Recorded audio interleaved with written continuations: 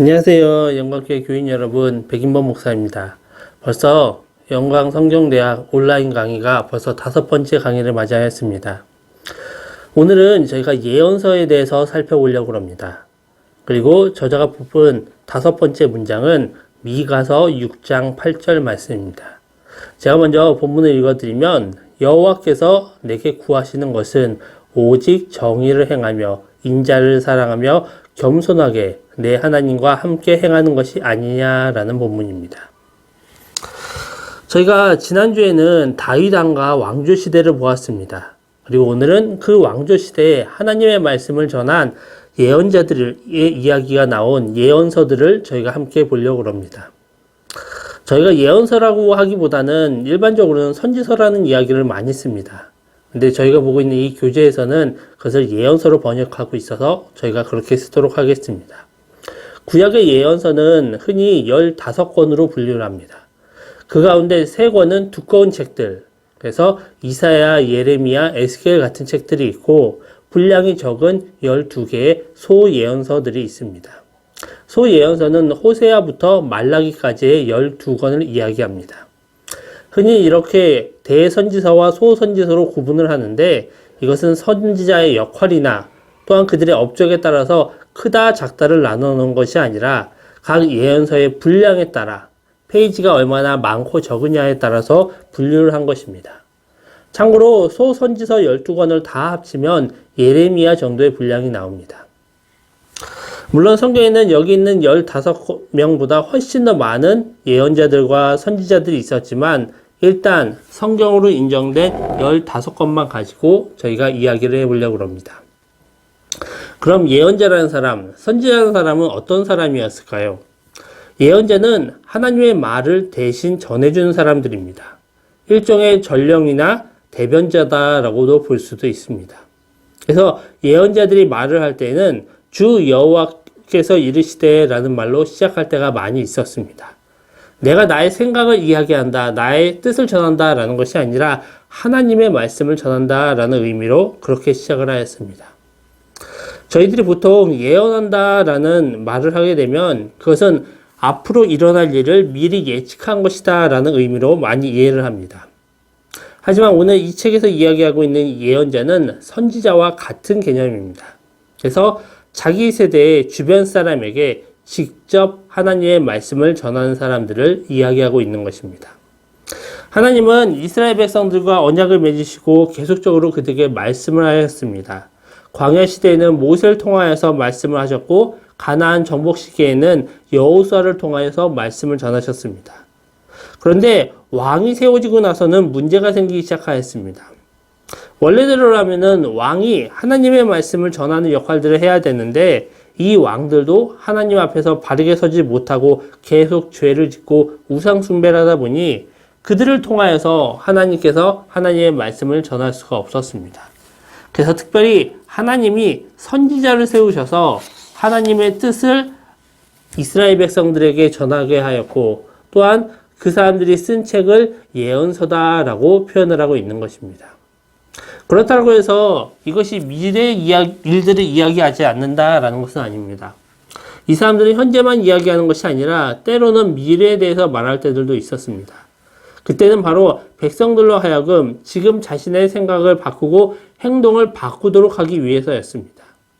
예를 들어서 그들이 우상 숭배하고 죄를 짓고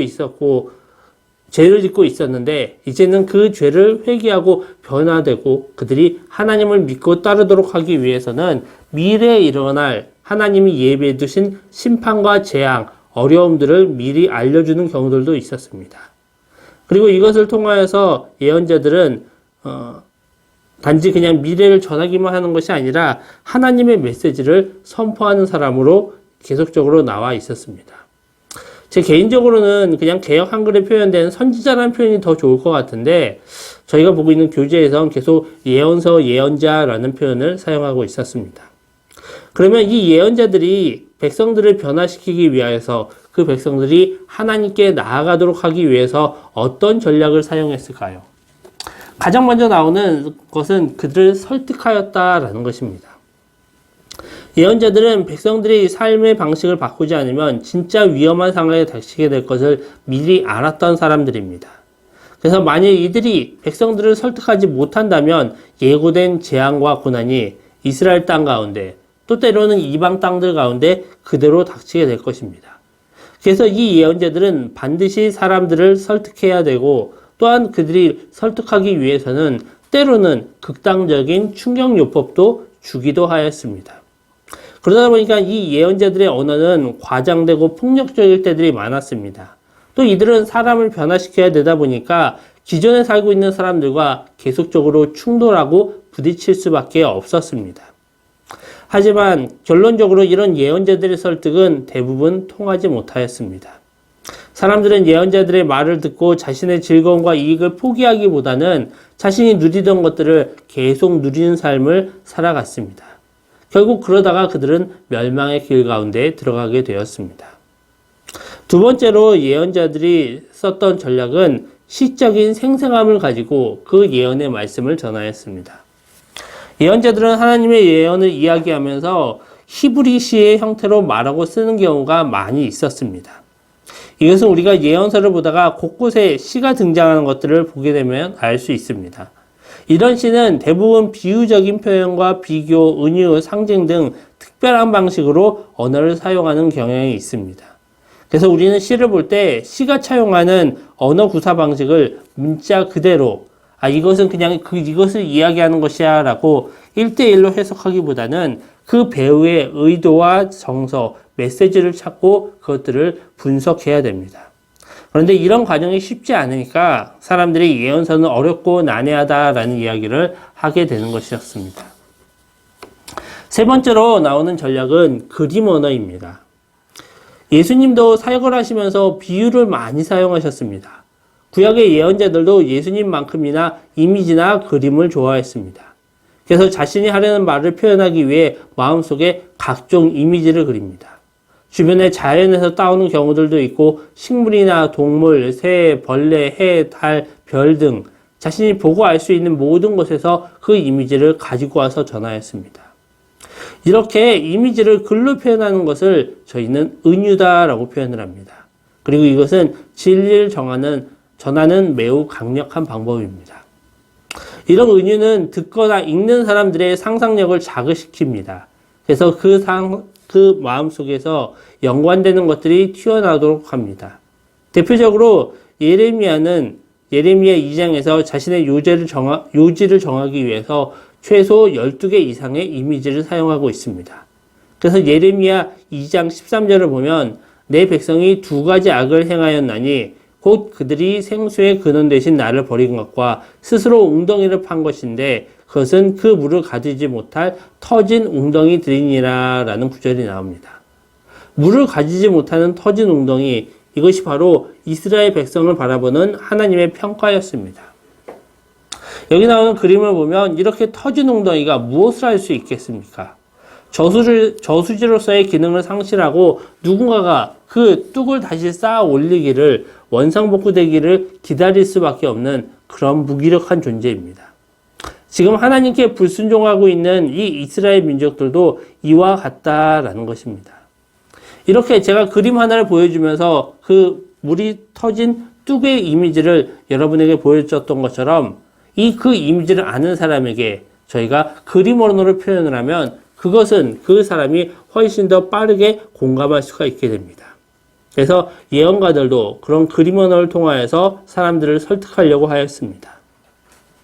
네 번째로 나오는 전략은 행동으로 전하는 것입니다. 사람들은 자신이 들은 것보다 본 것을 훨씬 더 잘 기억을 합니다. 청각보다는 시각에 사람들이 더 민감하다라는 것이죠.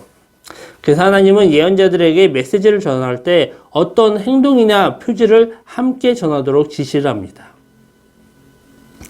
그 가운데 예를 들면 예레미야는 큰 옹기, 항아리 같은 것을 샀습니다.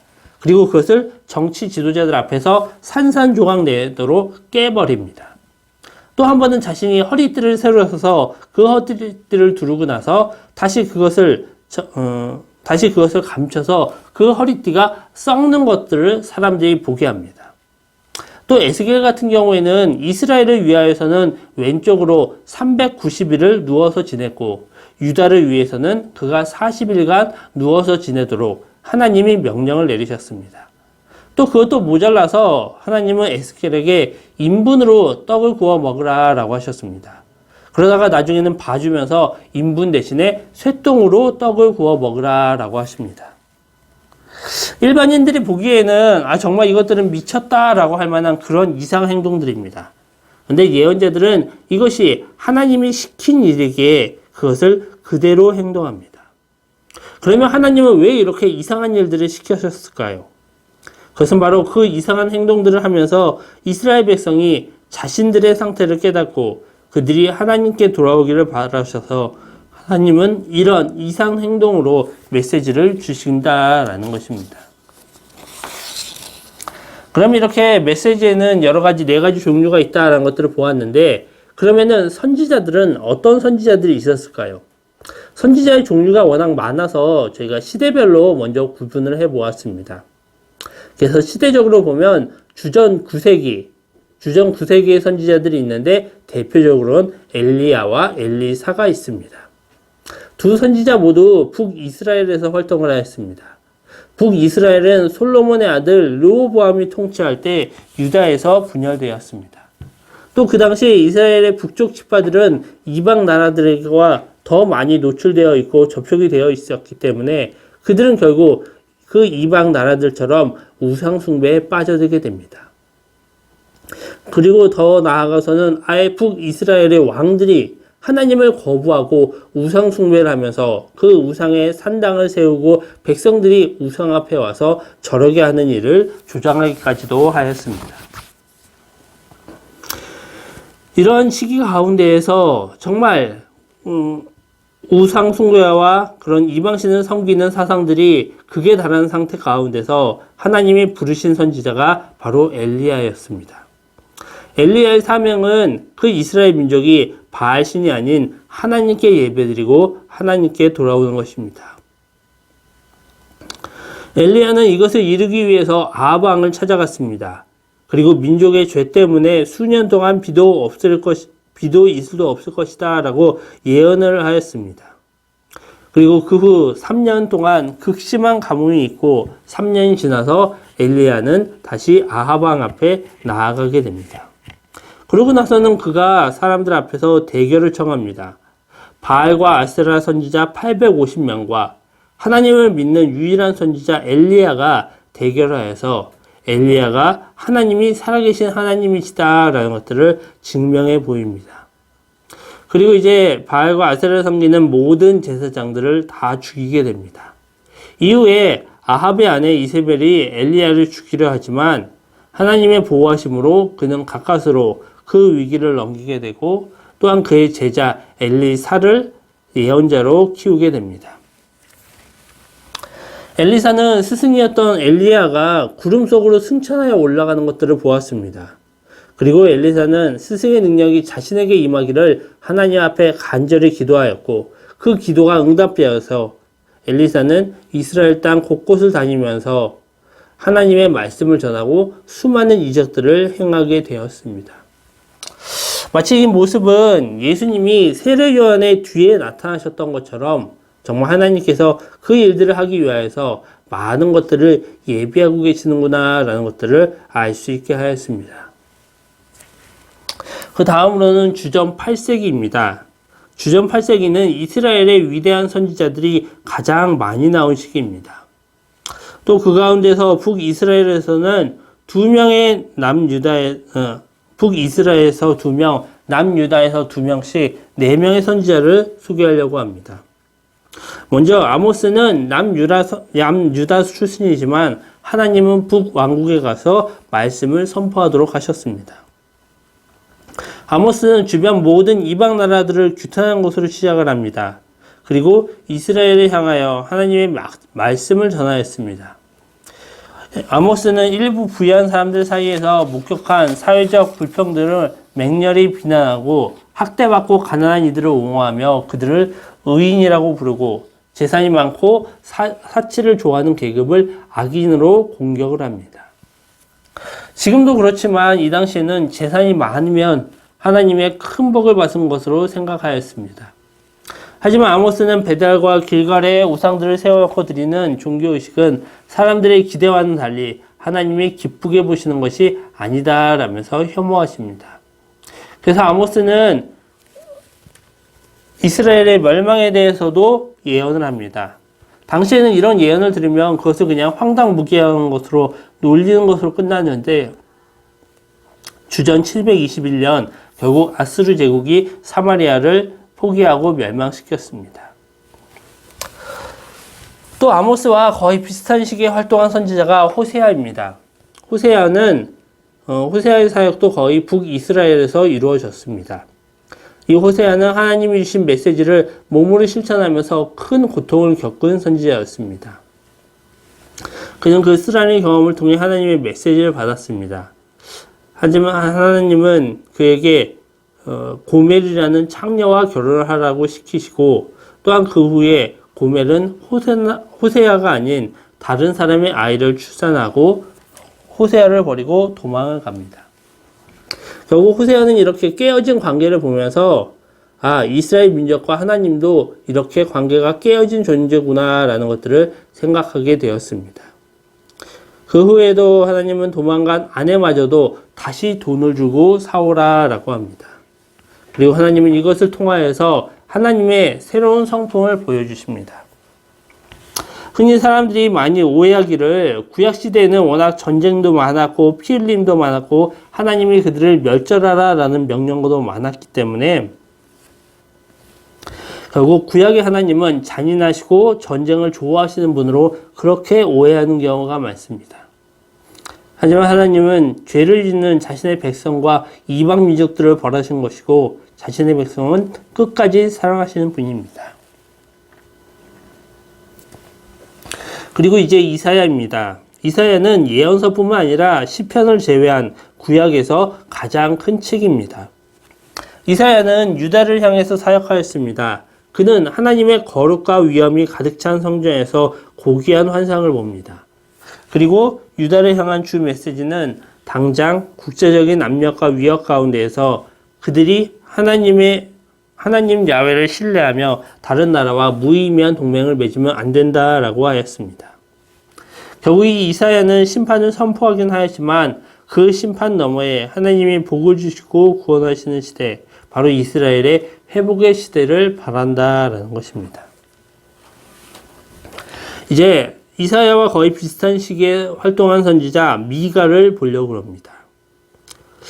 그동안 공의에 대한 강한 열정을 가지고 있었고 또한 탐욕을 부리면서 가난한 자들을 착취하는 것들을 굉장히 싫어하였던 그러한 존재였습니다. 근데 막상 오늘은 이제 그가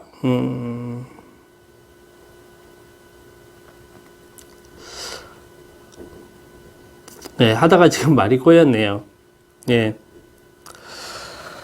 이사야는 이렇게 그가 유다를 향해서 사역하면서 그 가운데에서 국제적인 압박과 위험 가운데에서 그 이스라엘 백성들이 야훼를 선택하고 또한 다른 나라와 무의미한 동맹을 맺으면 안 된다는 것들을 보았습니다.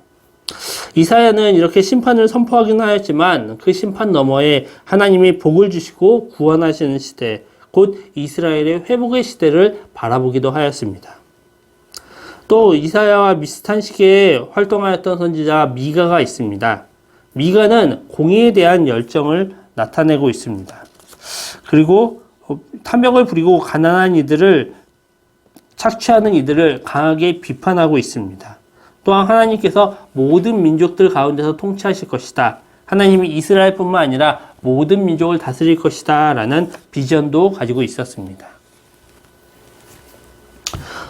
그리고 이제 주전 7세기에 보면 주전 7세기는 아사리아 제국이 나오는 시대였습니다. 아사리아 제국은 150년이란 긴 기간 동안 중동 지역을 지배하였었는데 주전 7세기가 끝날 무렵 바벨론이 아시리아를 물리치고 강대국의 반열에 오릅니다. 그리고 이 시기에 작은 나라 유다에는 많은 폭풍이 몰아닥쳤습니다. 하나님께서 이렇게 사회적으로, 종교적으로, 정치적으로 혼란한 시기에 예레미야를 보내주셨습니다. 그는 제사장의 집안에서 자라면서 하나님의 백성들은 어떻게 살아가야 된다라는 것들을 알고 있었습니다. 하지만 막상 예루살렘에서 사는 사람들의 삶은 하나님의 백성으로서의 삶이 아니었습니다. 그래서 예레미야는 끊임없이 나쁜 평판에 시달리면서도 그 이스라엘 백성들에게 하나님의 말씀을 바르게 전하려고 노력하였습니다. 하지만 이렇게 예레미야가 큰 용기를 발휘하여서 이스라엘 민족의 죄에 대해서 이야기할 때 백성들은 그것들을 거부합니다. 그리고 호시아 왕이 통치할 때는 왕도 이스라엘 백성이 하나님 앞에 돌아오도록 노력하였기에 예레미야를 적극적으로 도와주고 함께하여 주었지만 이후에 왕이 된 여호야김은 23년에 걸쳐서 예레미야의 설교가 담긴 두루마리 전체를 불태워버리고 또 예레미야에게 생명의 위협을 가하고 매질을 하고 축축한 구덩이에 가두고 거의 죽을 뻔한 상황에 이르게 합니다. 예레미야는 주전 588년에서 587년까지 예루살렘이 포위되고 멸망당한 후에 바벨론 사람들에 의해서 자유를 얻지만 이집트로 달아나는 같은 민족 사람들에게 부딪히고 또한 신실했던 친구 바룩과 함께 죽음을 맞이하게 됩니다. 하지만 그의 말들은 생생하게 남겨졌었고 그가 예언하였던 사건들은 현실에 그대로 일어나게 됩니다. 이렇게 시대를 구별하여서 예언자들을 살펴보았습니다. 그리고 이제는 이 예언자들의 메시지, 그들이 하나님이 이스라엘 백성들에게 전하려고 하였던 메시지가 무엇인지를 살펴보려고 합니다. 원래는 각 예언자별로 또한 그 시대에 따라서 전해지는 메시지들이 다 다르고 그것을 전하는 방법도 다 달랐지만 일반적으로 크게 세 가지의 메시지를 저희가 뽑아봤습니다. 첫 번째는 이스라엘의 야훼 하나님이 주권자로서 세계 역사를 주관하신다라는 것입니다. 예언자들이 활동하였던 이 남유다와 북이스라엘은 아주 작은 나라였습니다. 하지만 하나님은 유다와 이스라엘뿐만 아니라 전 세계 모든 시대와 모든 민족의 하나님이십니다. 이사야는 아시리아는 하나님의 손에 들린 지팡이로 목적을 위해 사용되어지고 버려진다라고 주장하였습니다. 또한 예레미야는 바벨론에 대해서도 똑같이 이야기를 하였습니다. 결국 하나님은 바벨론을 통해 유다와 이스라엘 두 나라를 멸망시키셨지만 백성들은 살려놓음으로써 하나님의 백성이 여전히 그 명맥을 유지해 갈 수 있도록 하나님이 함께하여 주셨습니다. 두 번째로 하나님은 정의를 요구하시면서 정치는 하나님께 중요하다라는 것입니다. 하나님은 백성들 가운데 정의가 살아있기를 원하였습니다. 그래서 사회 전체가 도덕적으로 건강해지기를 원하였습니다. 하나님은 그 가운데 특별히 방어 능력이 없는 애들이나 과부와 고아와 토지가 없는 자들과 이주민과 난민들을 돌봐주었습니다. 또 이 문제를 해결할 수 있는 방법은 그 나라의 정치 활동이 잘 되면 이 문제가 해결될 수 있다라는 것을 알았기에 하나님은 한 국가 내에서 특별히 정치 경제적 권력을 가진 이들의 정책과 행동에 대한 책임을 물으시고 계십니다.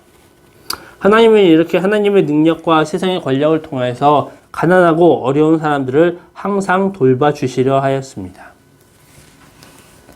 세 번째로 윤리적인 변화가 없는 그런 외형적인 종교는 하나님이 가증히 여기신다라는 것입니다. 하나님은 우리가 드리는 맹목적인 예배를 원하지 않으신다는 것입니다.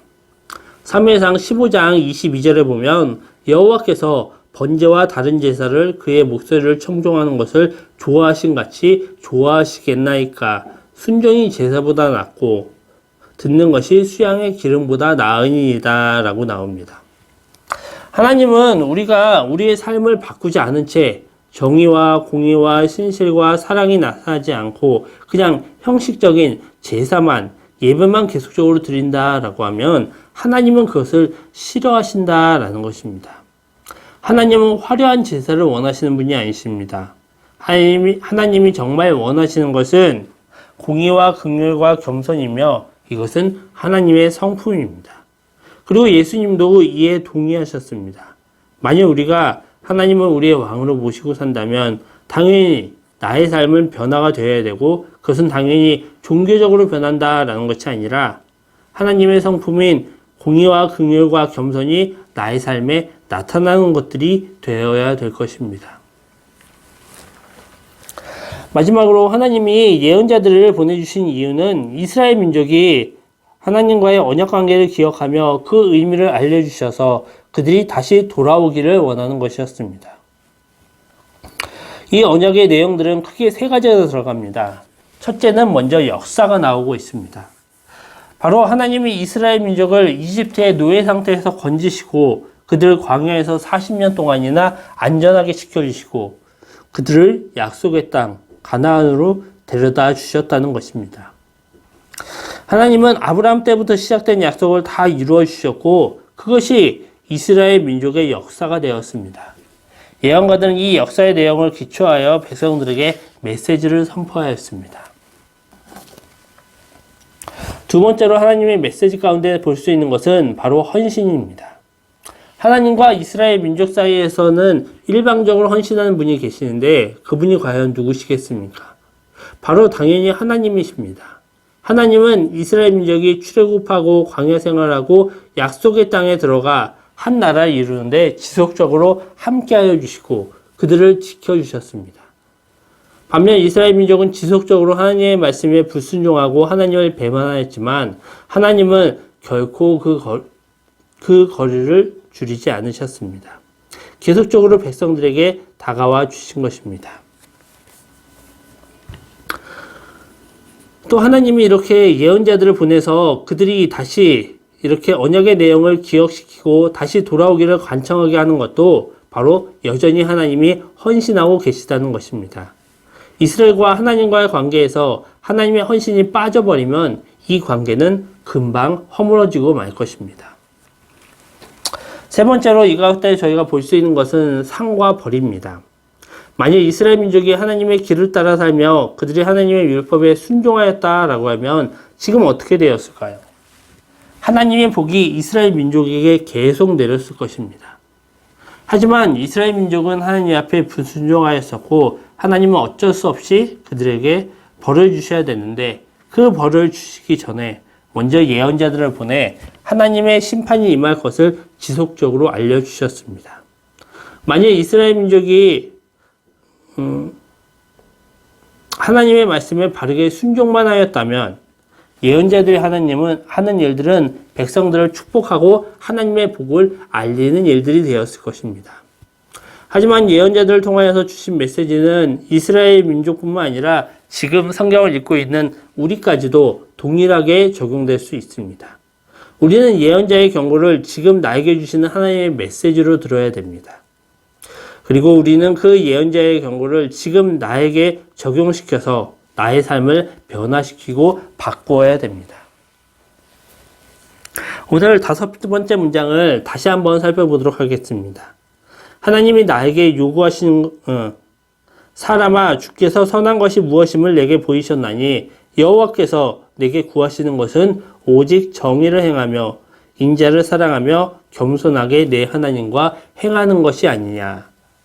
여기에 보면 하나님이 우리에게 구하는 것이 딱 세 가지가 나옵니다. 바로 정의를 행하며 인자를 사랑하며 겸손하게 하나님 곁에 서는 것입니다. 저희가 레위기부터 민수기, 신명기에 보면 얼마나 많은 율법들이 나옵니까? 그 율법들이 다 하나님이 우리에게 주신 것이고 우리는 그 율법을 하나도 빠짐없이 다 지켜야 된다. 근데 여러분, 우리가 막상 그 율법을 다 지키기만 하면 정말 내 안에 믿음이 샘솟도록 나오면서 정말 내가 하나님을 더욱더 사랑하게 될까요? 물론 그렇게 사랑하는 경우들도 있습니다. 하지만 그렇지 않고 우리가 하나님 앞에 바르게 나아가 서기 위하여서 다시 한번 우리의 삶을 돌아보는 것들이 필요합니다. 그래서 정말 내가 정말 정의를 잘 행하고 있는가? 내가 정말 하나님을 얼마나 사랑하고 있는가? 또한 내가 지금 하나님과 얼마나 겸손하게 나아가고 있는가라는 것들을 저희가 다시 한번 돌아볼 수 있기를 원합니다. 그리고 그것을 통하여서 저희는 하나님의 그 뜻들을 나의 삶 가운데 온전히 적용시키면서 나의 삶을 변화시키고 바꾸어 갈 수 있기를 원합니다. 이것으로 저희 5번째 시간을 마치도록 하겠습니다. 감사합니다.